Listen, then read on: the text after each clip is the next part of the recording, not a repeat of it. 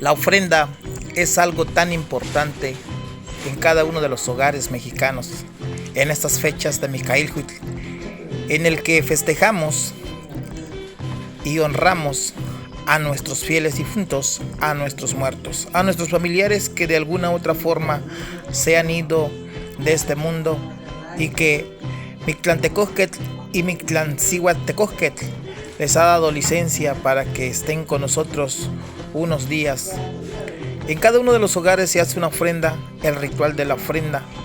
en el que pedimos, encendemos algunas velas y pedimos que nuestros muertos disfruten de la comida y de todo lo que en vida a ellos les gustaba. He aquí una demostración de la ofrenda que se coloca en los altares y las velas que se prenden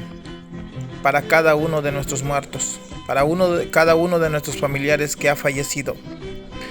Es por ello, y revalorando y reivindicando el papel fundamental de esta gran tradición del Micaílhuitl, hoy les presentamos la ofrenda de aquí, de la casa de ustedes, en Zazatltla, Chicontepec, Veracruz, con mis señores padres, que hoy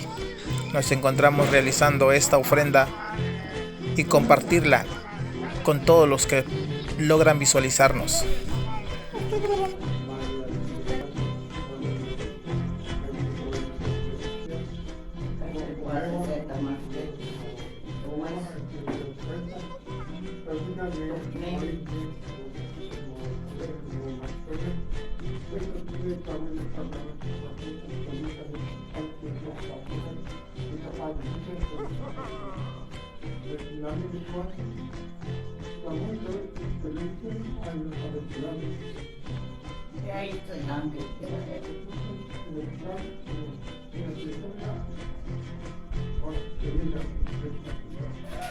Disfruta de nuestras costumbres, nuestras tradiciones y nuestra cultura, solo en Yaolintle Radio 103.7, la original y auténtica, marca registrada 103.7, Yaolintle Radio. Hoy te presentamos